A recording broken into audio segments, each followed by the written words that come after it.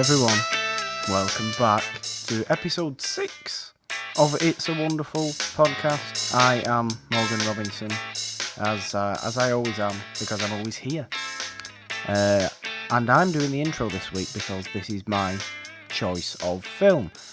With me, as always, is Nolan Dean. Hello, how are you doing? I feel like my whole life got a reboot this week, so I'm feeling pretty good. Ooh, I'm intrigued to know why. Why was that? Well, you might have seen yesterday, I decided to brand my video essays now with a cool little intro, and I've got another job interview coming up on Monday, so Lovely. Things are looking up. Lovely. Well, let's all wish Nolan all the best, and anyone that likes this show should also be wishing Nolan the best, because he's delightful, as we all know.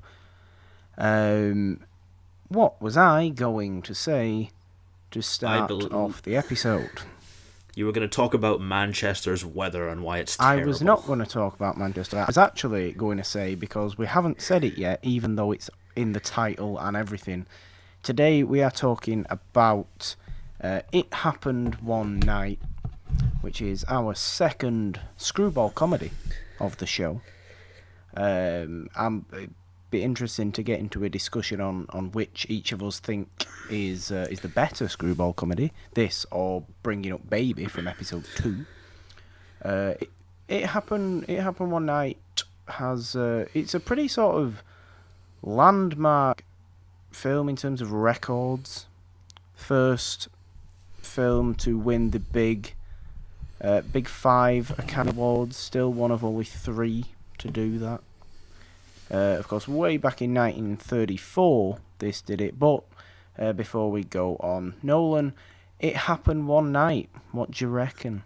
Well, what I reckon is I have a feeling I know why you started this show, because I can remember last year when we were making plans to come visit each other, you said you wanted to just sit down and show me all these screwball comedies. Yeah. So part of this show is you also doing that, because I couldn't make it to Manchester. That's true. And I'm grateful for the opportunity, because you mentioned which movie do we like better. Yeah. Right now, I can say I think I enjoyed Bringing Up Baby a bit more, but I still respected a lot of what was going on in It Happened One Night. It was also a very fun, very heartfelt movie. Yeah, it's clear to see why people would kind of prefer something like Bringing Up Baby, because it's far sillier than It Happened One Night. It Happened One Night is, let's say, the granddaddy of romantic comedies, whereas Bringing Up Baby is kind of the granddaddy of zany comedies. But I think It Happened One Night has, first of all, let's say this. What I found most interesting when rewatching It Happened One Night and comparing it to something like Bringing Up Baby was that the character roles are switched in this. Mm-hmm. Because Claudette Colbert is very much the sort of straight, just want to get things done type of girl that Cary Grant is in Bringing Up Baby, and Clark Gable's kind of the sillier one and more fun-loving one. To Katharine Hepburn's character in Bringing Up Baby. So I found that really, really quite interesting. Obviously, it was a thing that I knew of from the film, but watching the two of them fairly closely together made me realise that.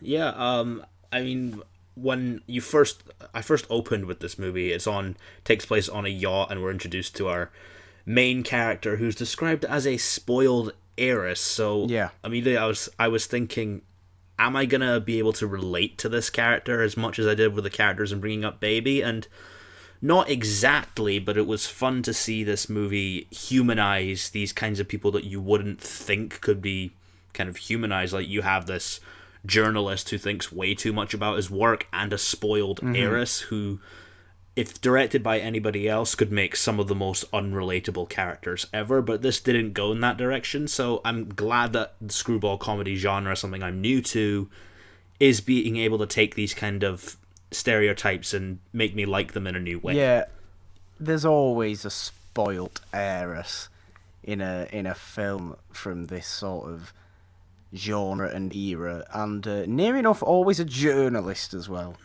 I love how it's always a newspaper man who, for some reason, early romantic leads were just apparently journalists for some reason, which is a strange thing to think about, because a journalist is arguably the last person you'd put in a romantic lead today.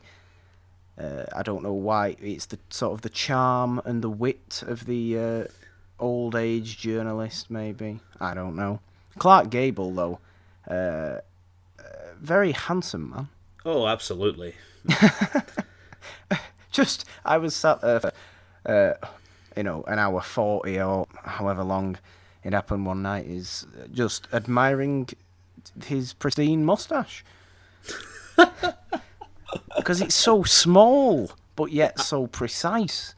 Hey, I'm supposed to be the one of us that likes guys here. That is true, but, see, I'm focusing mainly on the facial hair. I see, that's your fetish, okay. Mainly on the facial hair right now.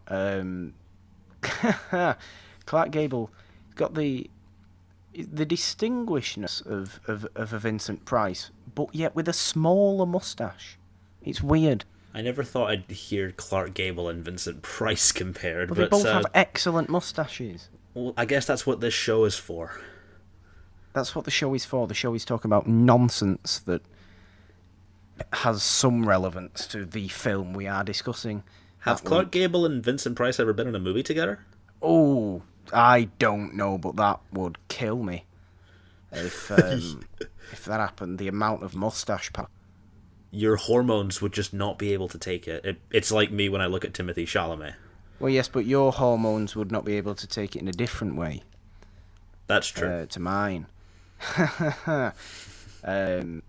Right. What are we even doing? We've got onto nonsense.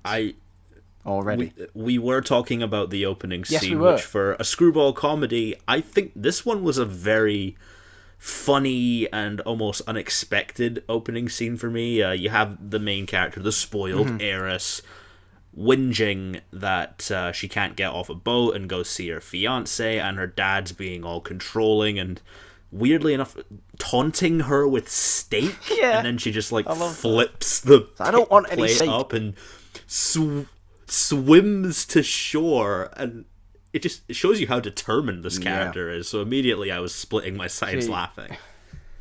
As it always is with screwball comedies, there's some sort of parental problems with the woman. Always.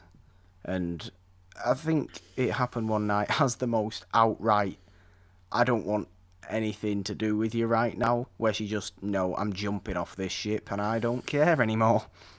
I'm just going. Nice. I'm going for it. Screw your well-cooked steak. Yep. I'm swimming. I want some fish. I want fish on the menu. Exactly. And then, of course, the main plot takes place on a bus journey from Miami to New York. To be honest, I can relate to that because I spend at least an hour and a half on a bus journey every morning, so I could probably watch this. I could watch this movie in the time it takes me to get to school. That's nasty. You should watch it on a bus. That'd make your bus journeys far more tolerable. Oh, definitely when you're in Scotland. Watching a nice film about a bus journey. I can imagine what Scottish buses are like. Oh, you don't want to. It's not. No. It's not a nice. It's not a nice thought. Everyone. All I'll say is that one of the major bus companies in Scotland is apparently owned by gangsters. Oh, of course it is. That's good. I love that. Gangster buses. But this bus journey was thankfully a lot more delightful. So very, very delightful. Starts off kind of shaky. Clark Gable's kind of just toying. He starts off very, very playful, and it's just not necessarily creepy playful, like you could have.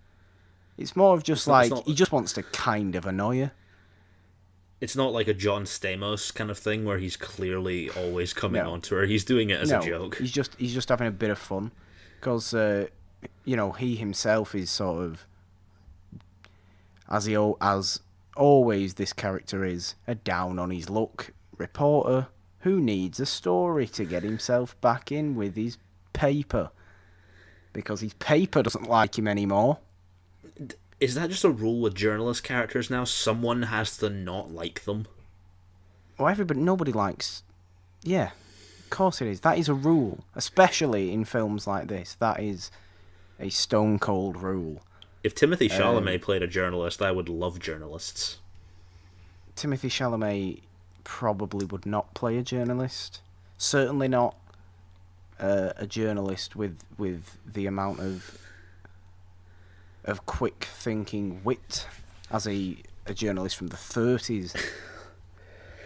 More of a the Post kind of journalist, I would feel that Timothy Chalamet would play.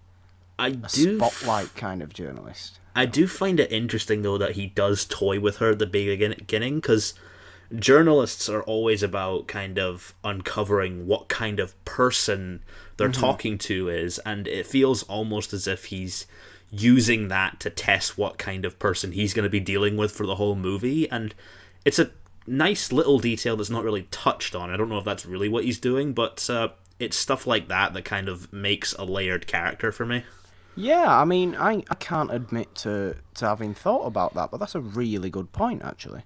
I didn't think about that. Maybe he is. Maybe that is exactly what he's doing. He's trying to gauge what kind of person she is, because he knows that from a bus journey to New York from Miami is a ridiculous long way.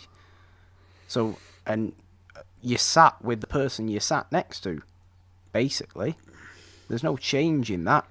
And it's just, you're going to have to deal with it as best you can. And, well, they deal with it in a pretty nice way. Because as the journey goes on, I think they end up missing the bus at one point, and then end up having to stay in some sort of, I don't even know what place that is. It's some kind of motel slash campsite. Like lodge. It reminded me of the Florida Project in a way. Okay, it is. It's like because it's got communal showers. Which was one of my favourite scenes in the movie, because you have this really fish out of water scenario, and then the heiress is just like thinking she can walk into the shower, just like everyone knows who she is, and then all these women are there like, hey, if you want to get into the shower, get to the back of the line. It just walks in on someone in the shower. I love it. That's my very bad old-timey voice. Yeah, don't do that again. Let's not do that. I will say though that my whole favourite scenes in the whole film are in that little motel / campsite / lodge place.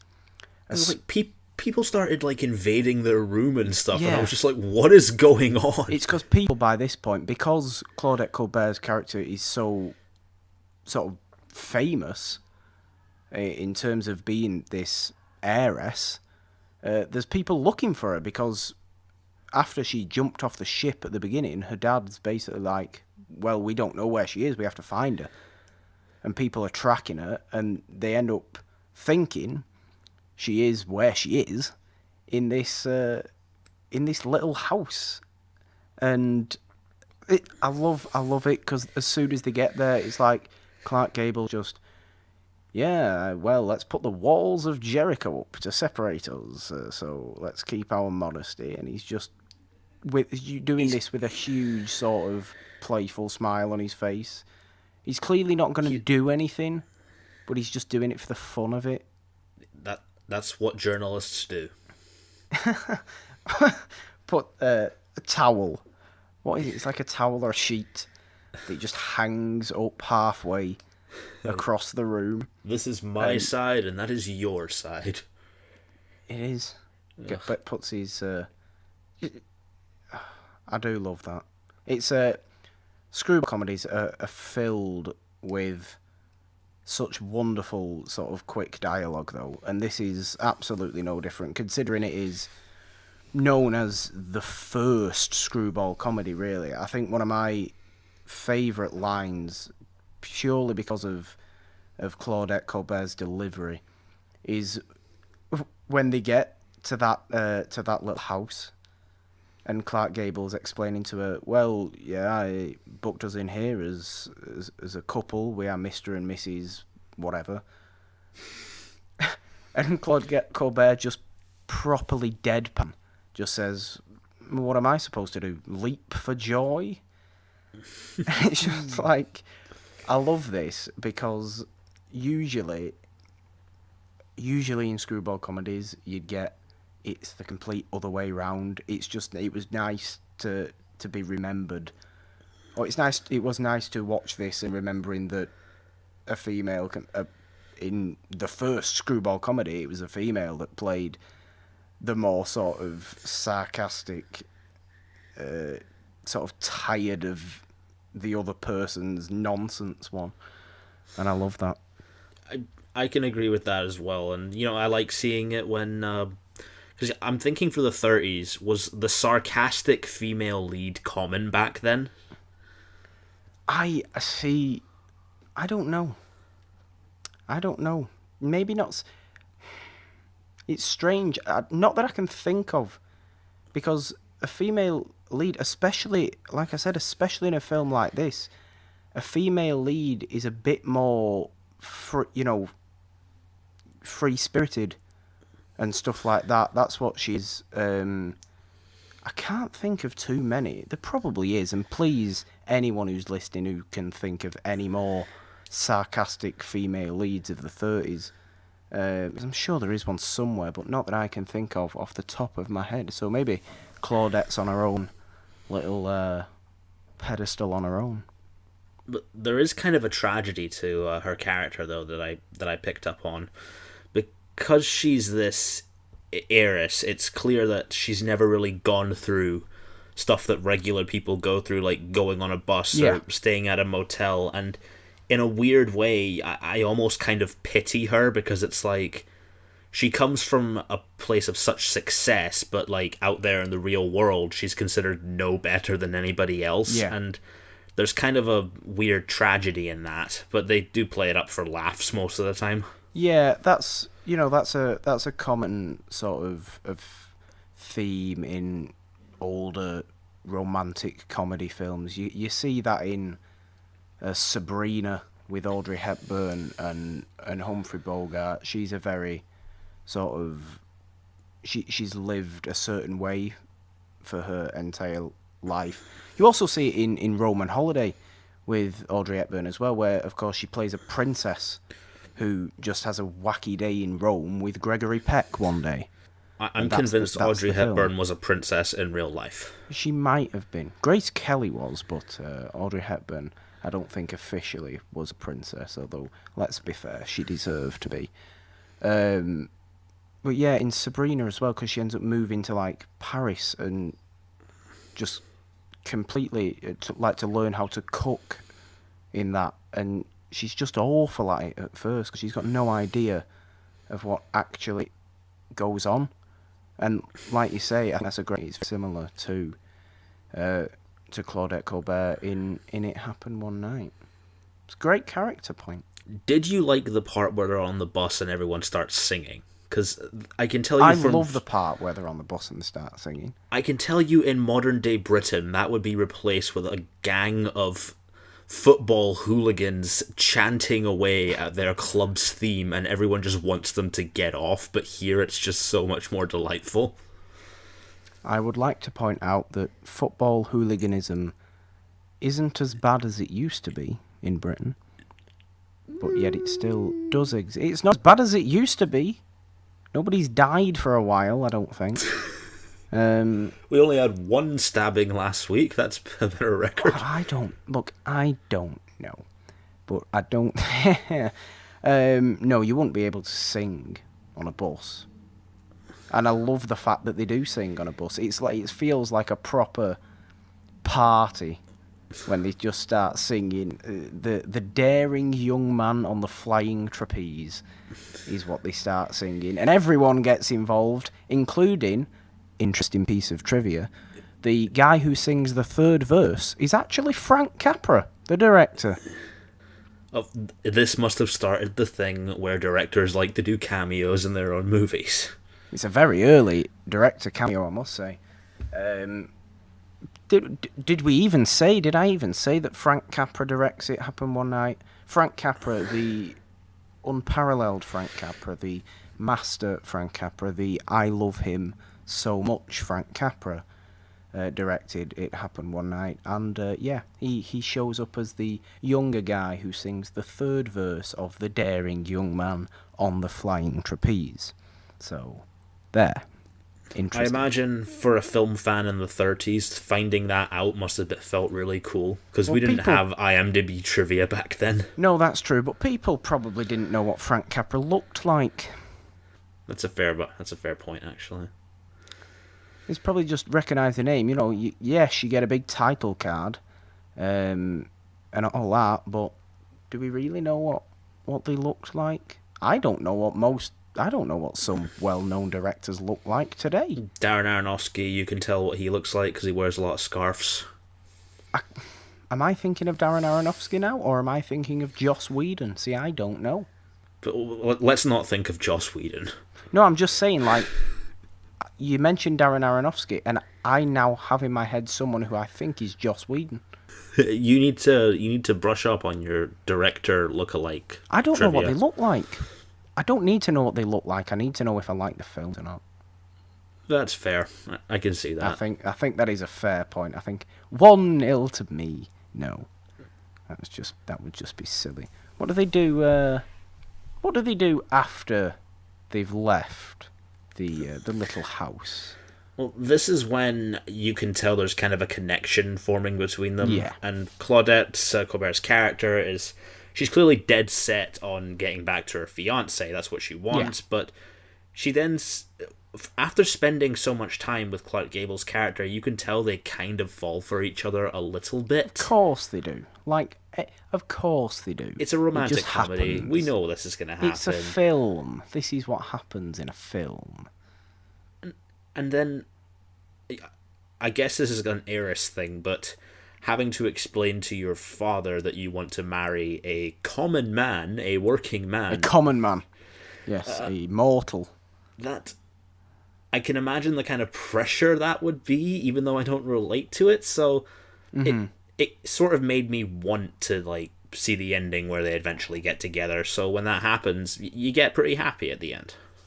Yeah, I mean, we would be remiss if we didn't bring up the wonderful hitchhiking scene. Oh, yes, of course. Which is perhaps the most funny thing that Clark Gable has ever done. Please talk us through it. This is your episode. I will talk you through this. They have nowhere to go. There are no buses. They're in the middle of basically nowhere. There's just two of them. They've just spent the night sleeping on hay. They need a wash. They're all dirty. They find a road, and Clark Gable decides, I know how to hitchhike. Let me show you how to hitchhike. There are 3 ways of hitchhiking. One way, and then it's a real shame that this is an audio only podcast right now. I'm gonna pull the video up for this. The first way of hitchhiking is to very seriously and quite aggressively put your thumb up and look the person who's driving in the eye. That's number 1. Number 2 is just ridiculous, because it's where he starts very creepily smiling and wiggling his hand around whilst hitchhiking with his thumb. That's number 2. And number 3 is the looking very sad and draw out your hitchhiking thumb and motion. So basically, then cars start coming really quickly, and he's just trying them all one after each other, and it's really funny. He's getting absolutely nowhere with any of them. I'm pretty sure hitchhiking is illegal in most cases. I wouldn't trust it. Is hitchhiking illegal? I don't think hitchhiking is illegal. It was where I grew up. I mean, you wouldn't want to get into a car with some stranger where I grew up, but That, do you know what? That is honestly one thing that I have no idea if it's legal or not. I couldn't tell you right now, actually. I've always assumed it was just... It was fine. I don't know. Maybe it was fine in the 30s. let's make that a question for the viewers. Is hitchhiking illegal? Give us your Maybe stance not. on Is it. hitchhiking illegal? Okay, new poll. Let's put a poll. We're putting a poll up about We've not had a poll hitchhiking. for a while. We've not had a poll for a while. Would you hitchhike? Or would you hitchhike? Quite simply, yeah. Let's do that. Talk us through what Claudette Colbert does to basically annoy Clark Gable once he's failed at hitchhiking, and she decides to hitchhike her own way. While I put the poll out. Well, it's one of those things. I mean, she's obviously... it might be that she has some kind of view on how this is done, but it's like... It's sort of a let me show you how this is done kind of scenario, and that's kind of funny, because you think Clark Gable, he's acting like the common man, he knows how to get all this stuff done, and then Claudette Colbert, who has no experience in it, would probably end up doing it better than him, so... I found that like a cool little way to have her own the scene, if you get me. She just decides to play on men's desires and see, I didn't want to say it that way. I was trying to make it like more artistic. There's no artistic. She's entirely in control of the situation. Let's not say that, because she is entirely in control of that situation. But it's a very famous scene of her just pulling up her dress a bit and putting her leg out, flashing her lower leg, and apparently that's enough to get this guy to stop very quickly. And they manage to get on their way, and Clark Gable's face when she does that is so just abject terror. The man is shocked at what she's just done. I love the fact that he's shocked at what she's just done, and she's just like, yeah, well, we've got what we wanted. That must be why I never got hitchhiked properly when I was growing up. Because when I showed my leg, they didn't. they sped up. In fact, well, I would imagine they did. I would imagine seeing your bare thigh is enough to make people run away. Although, I don't want to know, really. What are we talking about? I don't know what we're talking about. We've gone for a really weird episode this week. Screwball comedy is weird, so we're just kind of mimicking that. That is true. We're doing a good job of making the Screwball comedy episodes into Screwball comedies of their own. What happens after the hitchhiking? Well, I'm trying to remember the exact sequence of events because I saw it like last week. Yeah, we were supposed to record this earlier than we are doing. We'll admit that. Hold up, I will get it right there. We're thinking this is what podcasting does. This is the joys of an unedited show. Yes, ladies and gentlemen. I remember now. Someone tries to steal their luggage. Yes, they do. Which, after going through all that trouble to hitchhike, yeah, then getting your luggage stolen. the screenwriter did not want these characters to have a good day at all, did Look, they? It's not a good journey. No one ever said it was a good journey that they went on. But they're having these misfortunes together, and that is what brings them together. The shared experience of this fairly nightmarish journey. In all this, I mean, once you get to the end, there's the always like, oh, was it really done did we actually connect, or were you just after your story? Because that's a plot point in the film is Clark Gable, of course, needs a story, and he basically thinks that Claudette Colbert is going to be that story, and she's kind of she's not okay when she finds that out. Well, who wouldn't be, to be honest? No, you wouldn't be, but she's really not okay. And we've seen her become slightly more fun-loving over the course of the film. And when they do get back up, to where they're going, or to at least nearabouts where they're going, and she finds out that he has a story to write, and that's why that's quote unquote why he's being so nice to her. She's very offended, and that's the big sort of, has this relationship failed? Which of course it hasn't, because it's a goddamn romantic comedy, for God's sake. But that's your will this relationship actually end well kind of point that we see so often. But like we said, this is the great grandfather of romantic comedies, and there's a reason that is a trope of them these days. This might be why I think this movie did so well at the Oscars and that, because not only is it really funny, but you have these moments of heartfelt drama that sort of I don't want to say they add to the comedy, because they're kind of separate things, but they make the comedy like brighter, if you know what I mean. Yeah, definitely. I know what you mean. In a more sort of light-hearted sense. Yeah, and then after that, she phones her dad, and then they end up agreeing for her to marry her fiancé, Wesley, which is honestly... Can you get a more douchebaggy name than Well, that's the point, Wesley? Isn't it? That is the point. Of course, heiresses are going to marry someone from the country club who have a ridiculous name, like Wesley.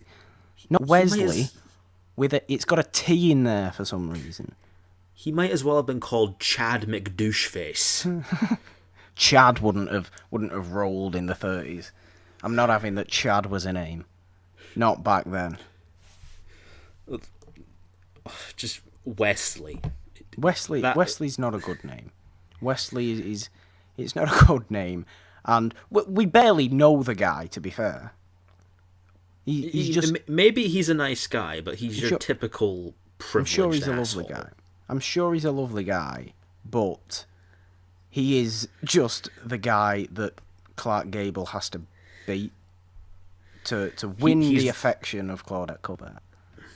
He's the type of guy who I think if he walked into a McDonald's, he would try and order a steak. That's a really good analogy. I like that a lot. I've never heard that my analogies are now becoming a part of this show. That's the strength of being a writer. Yeah, absolutely. I love that.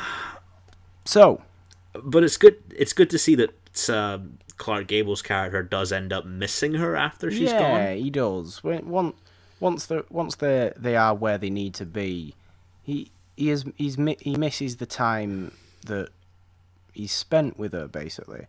And she misses the time he's spent with him, but he's still kind of offended that she thinks it was all for a story.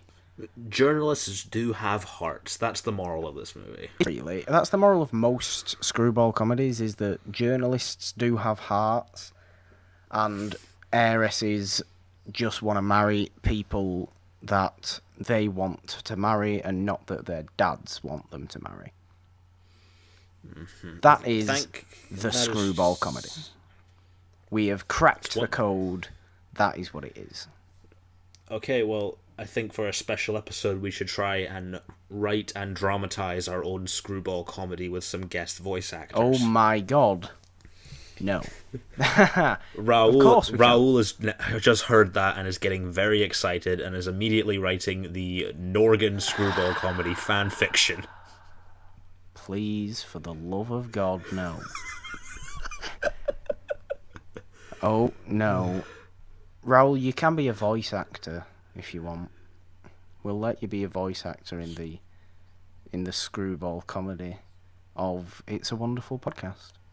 Because that's a kind of weird idea. and I'm kind of into it. Raoul would only take it if he was the main character, though, let's be honest. That's true. Very big-headed diva that Raoul is. No, he's not. We love him. We do love him when he's not a diva. I just like to call him that because I, like Clark Gable, am very playful to the people I love. Well, Raoul, See, we have to. I have a heart. We have to remember that Raoul is also 97 years old, so this could be the last main character job he could get. That's true. There's a lot of in-jokes in this episode. If people don't know who Raoul is, they'd be very lost right now. But this will make them more intrigued to know who Raoul is. Raoul is a mystical figure. He is, indeed. He's not. He doesn't actually exist. What has happened? He doesn't. He is a person. We haven't just made him up. What has happened today? What has happened? Have you not been drinking your tea or like? No, I have had a drink. I have eaten.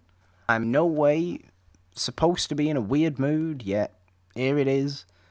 I am in a weird mood. Let's get back onto It Happened One Night. Good idea. Because the wedding comes up next. There is a wedding. Of course there's a wedding. There's always a wedding.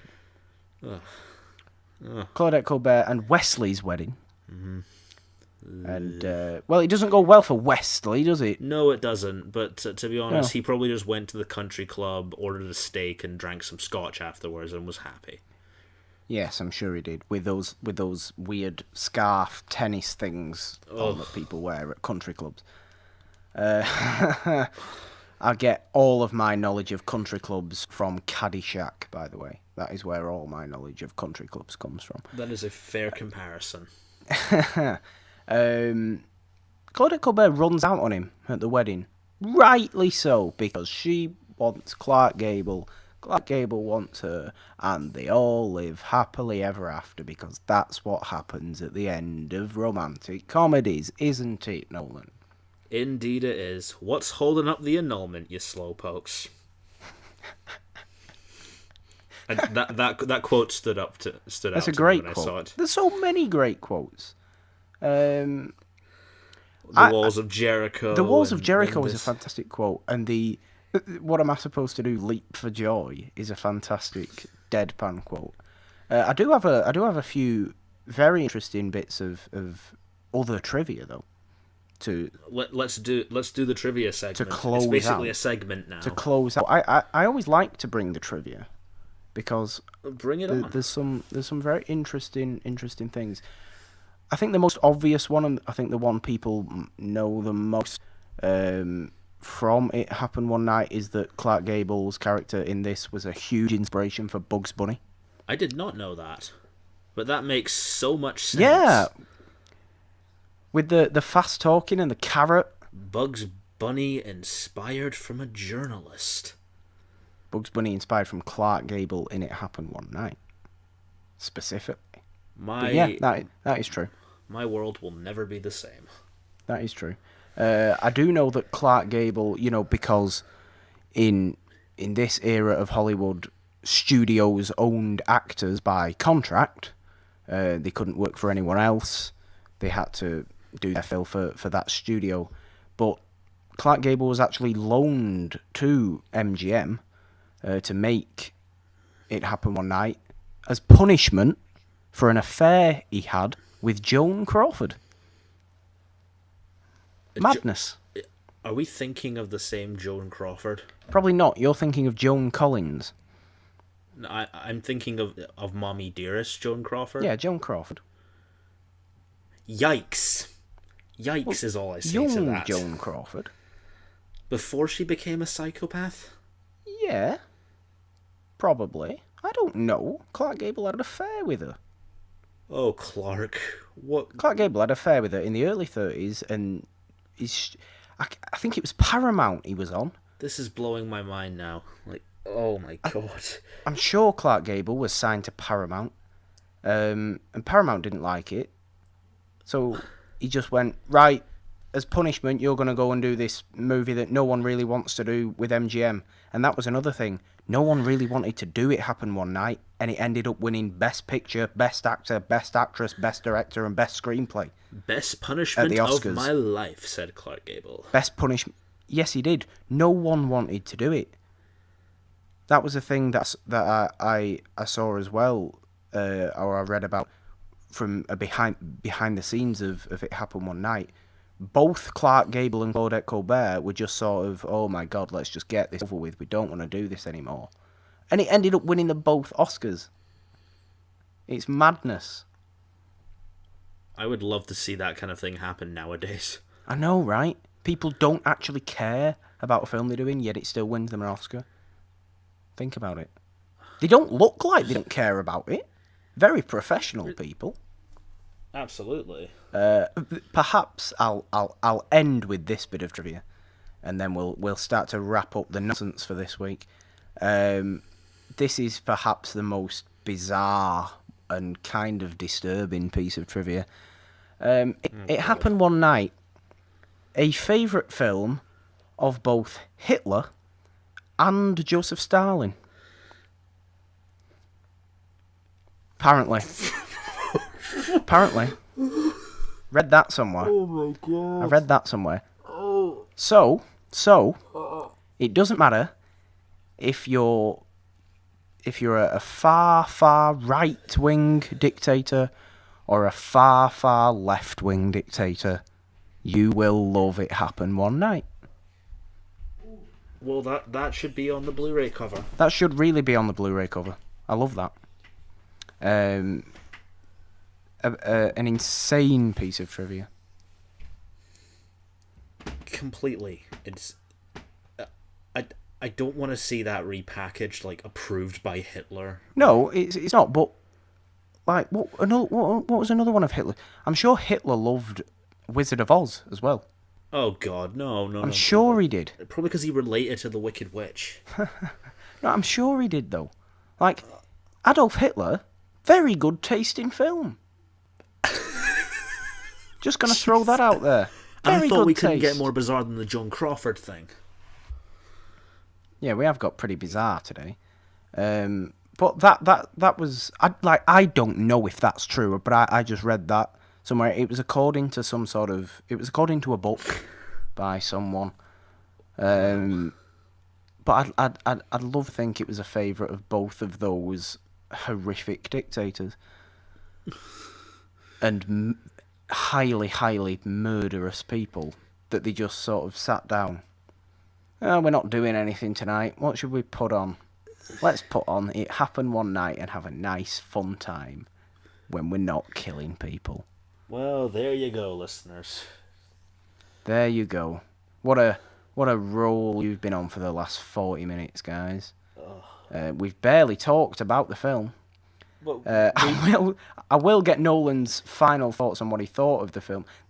Granted, with it being the type of film it is, there's not much in-depth conversation that we can have on it, because it's just a delightful film from start to finish with great, just really fun to watch. And Nolan, what I'm going to get your final thoughts on it. I can see why this won Best Picture and all those awards. I can see why people enjoy it. But for my own tastes, I do prefer Bringing Up Baby to this movie. However, It Happened One Night is something that I would probably watch if like it was on TV or something. I can't see myself wanting to rewatch it as much as something like Bringing Up Baby, but overall pretty solid.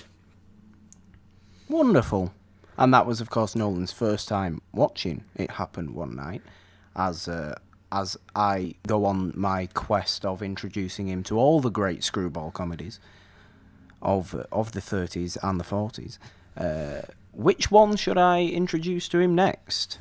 Please let us know on the Twitters. Ideally, not one approved by Adolf Hitler.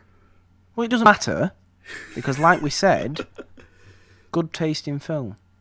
Use the hashtag It's a Wonderful One to tell me what screwball comedies I should choose and force Nolan to watch next. And will he like any of them more than he likes Bringing Up Baby? There's a discussion for the listeners out there.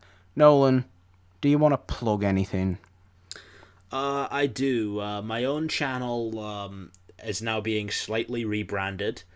Yesterday, I put out a nice little logo because I finally figured out how to use Final Cut Pro after many long, frustrating months.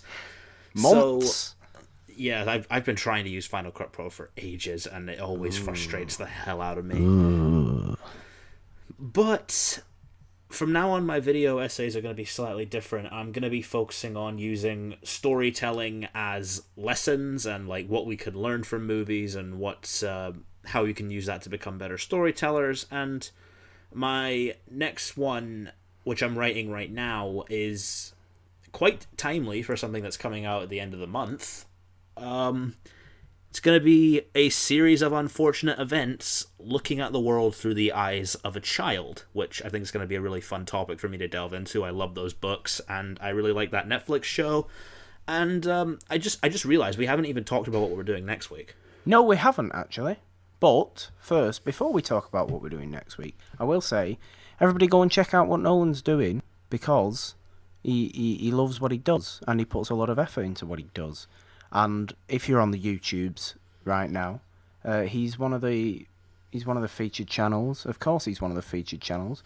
His video essay playlist is on the homepage of the It's a Wonderful podcast YouTube channel. But if you are on audio only, then go on over to YouTube, search Nolan Dean, and find all his cool stuff there. It's that easy. There's a nice one on the Lion King that came out last week as well, which I had a lot of fun All of his stuff's wonderful. Nolan, though, you did mention it, and it is your choice next week, let's not forget.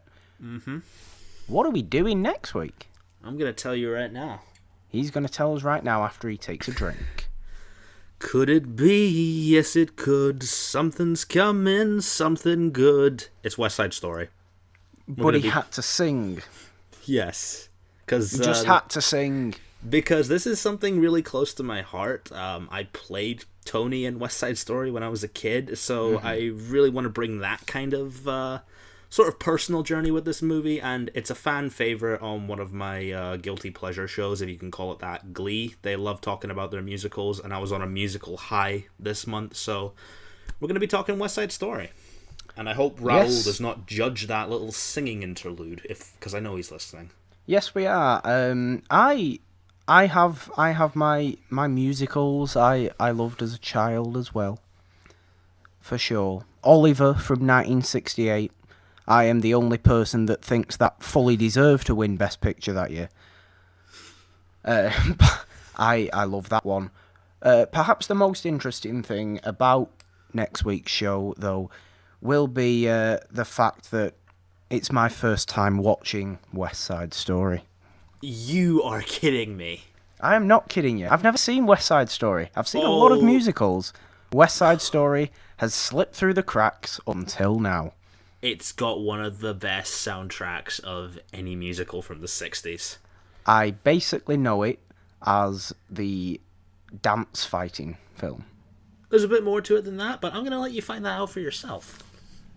Yeah, I'm very much looking forward to it. It is one of the few that has truly slipped through the cracks with me, and I'm looking forward to watching it a lot, and I'm looking forward to speaking about it with you, definitely.